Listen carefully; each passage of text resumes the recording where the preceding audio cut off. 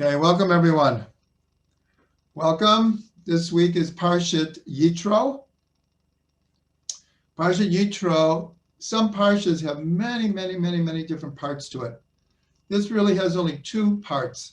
In the beginning, Yitro, Moshe's father-in-law, comes with Moshe's wife and children and rejoins Am Yisrael, and a whole story of their meeting again, and then Yitro giving him advice as to how to kind of run the show, how to organize, especially the idea of judgment.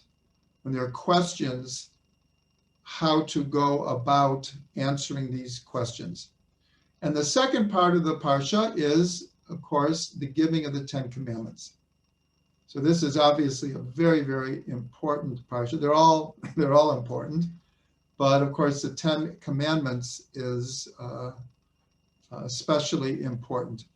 So I want to try to give over just a few ideas that will help us understand the deep meaning of this parsha. So later in Parshat Ki Tisa, there is a description of the tablets that Moshe came down from Mount Sinai with to give to the people. And the description says, one second, thought I was going to sneeze. You know that feeling? I see people are shaking their heads, okay. Baruch Hashem. So the luchot, the tablets, are described as being the writing of God, charut ala luchot, engraved on the tablets. The sages in the Talmud say, this is a technique that they use often, don't read it this way, read it this way. In other words, in the Torah itself, there are no vowels, and a Hebrew word, in theory, could be read a number of different ways.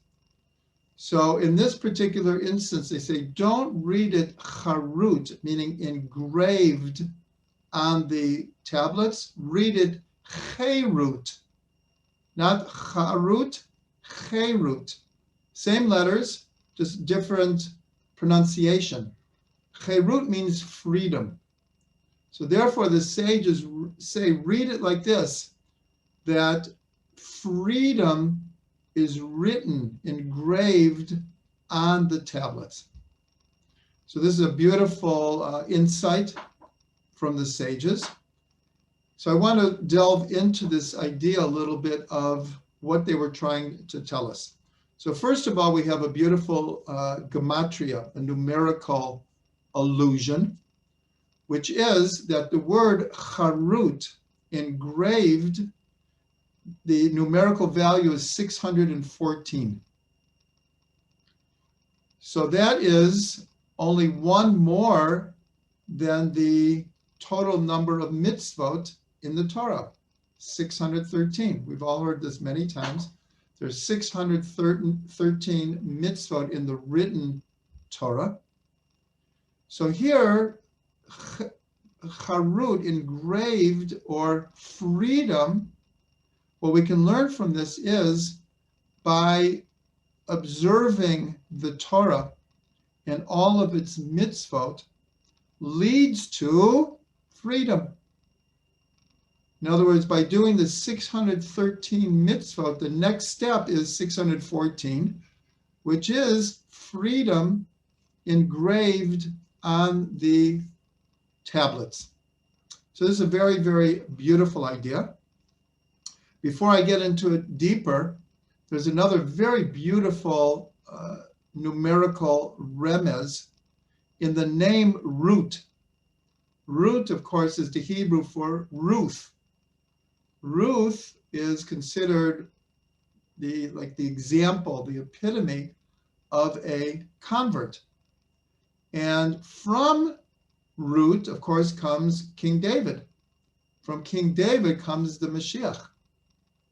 So that tells us volumes of how much we value converts. So her name, Ruth, if you look at the numerical value of her name equals 606.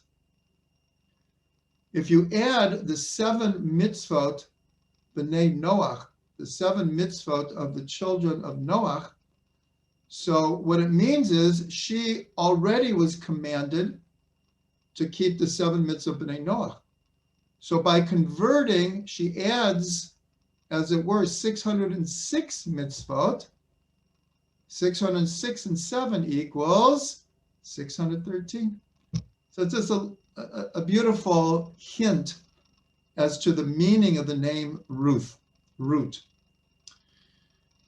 So going back to the idea of freedom, there's a very, very important message here. On one hand, we could say, well, freedom was attained when we left Egypt. We were slaves. We leave Egypt. We're no longer slaves. We're now free.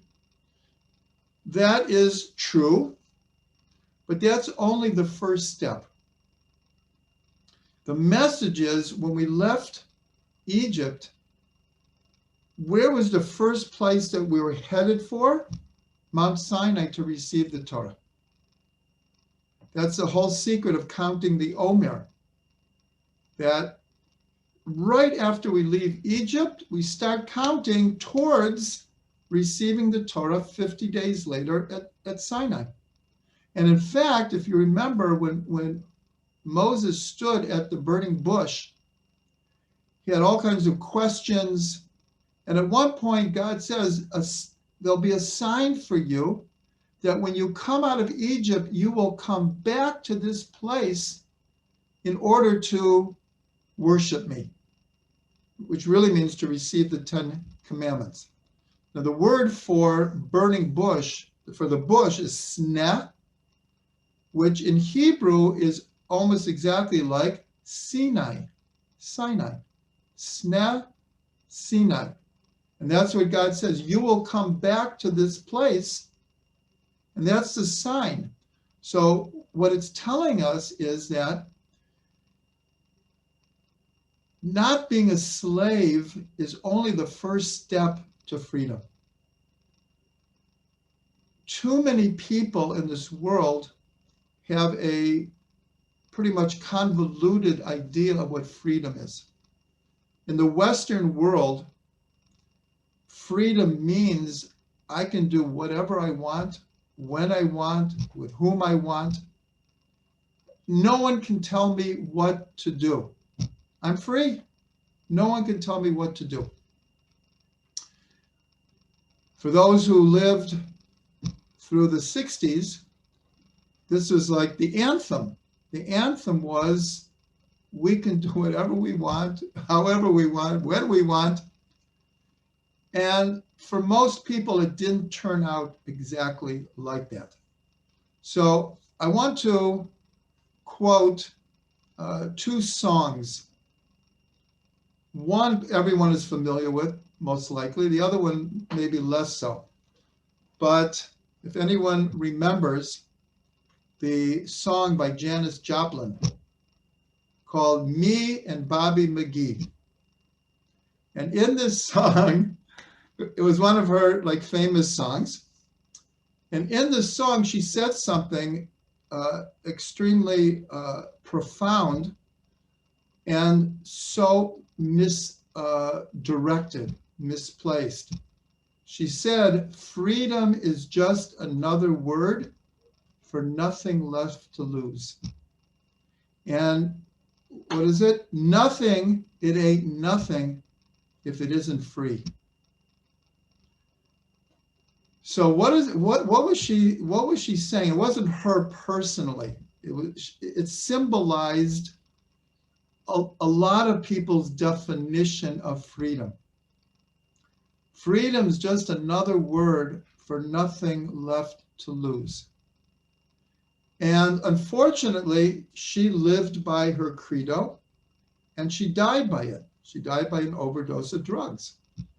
She had nothing left to lose.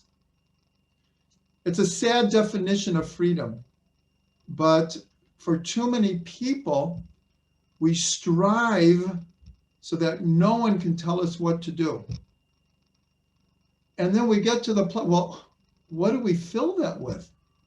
What's the purpose here? What's the mission? What's the moral, ethical compass here? So there's another verse, maybe less known, from a Bob Dylan song called Joker Man. And in the song, it's a very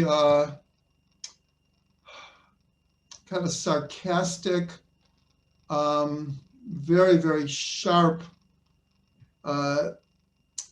expose of the world as it is.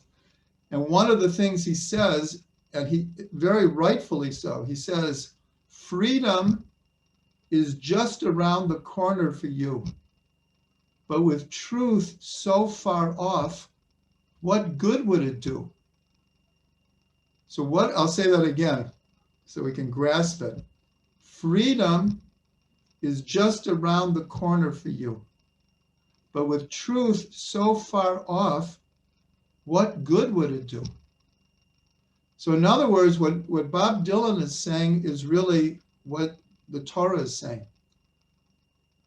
Without truth, without a mission, without a moral and ethical guide and compass, freedom for a lot of people goes very wrong because there's no direction. And of course, the message here is that the Torah is providing us with the meaning, with the path, with morals and ethics and spirituality and divinity and light and spirituality and godliness and borders, distinct borders. And this is a great, great paradox because so many people look at the Torah and say, you think you're free? You have to do this, you have to do this, you have to do this, you can't do this, you can't do that. What kind of freedom is that? And truthfully, if you look at it from the outside, that is what it appears like. That's what it appears like. For, I would say, most of the world looks at the Torah as like you're boxed in, like hopelessly boxed in. But anyone who's on the inside knows it's exactly the opposite. The more directed I am, the more free I am from my lower animal soul ruling over me. And the truth is, for most people in the world, our lower souls are ruling over us. We never even get to the place that we can truly exhibit free will. And so very paradoxically, I'll just use the example of Shabbat. I believe I used this last week also. If you look at Shabbat from the outside, again, it looks like this is crazy. You can't do this, you can't do that, you can't do this, you can't do that. Like, what kind of a day is this? For those people who observe Shabbat, we know it's just the opposite. By shutting down everything that distracts us and putting distinct borders, it opens up an infinite world of spirituality. For those who observe Shabbos, we know there's no peace like Shabbos. Doesn't everyone in the world want peace? Doesn't everyone want peace of mind? But we run after it with the wrong definition of freedom. So it's a very, very important message of this week's Parsha, that coming to Mount Sinai is the reason, is the whole context of coming out of Egypt. To just come out of Egypt with no place to go, not knowing where we're going, is not real freedom. Okay, now I want to take that and add a new point here. It's almost like a different aspect. On Shabbat, in the silent prayer, the Amidah, 3 times we ask for the following. First of all, it's part of a longer passage where we say to God, we hope you are get pleasure from our resting on Shabbat. And then we ask God, Kadshenu b'mitzvotecha, make us holy in your mitzvot, b'tein chelkenu b'toratecha, and give us our portion in the Torah. That's what I want to concentrate on. What are we asking for here? Grant us our portion in the Torah. Now, in theory, this idea could be connected to almost any parsha in the Torah. But since this is the week where we receive the 10 Commandments, which is, in a sense, the kernel of the whole Torah, I felt this was a good week to discuss this. So first we could look at a saying by the sages that there are 70 faces to the Torah. Many of you have heard this expression. There are 70 faces to the Torah.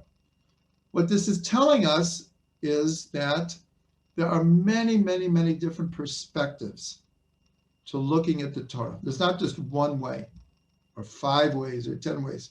There's 70 ways. The Arizal, the great Kabbalist of Sfat, said there are 600,000 faces to the Torah.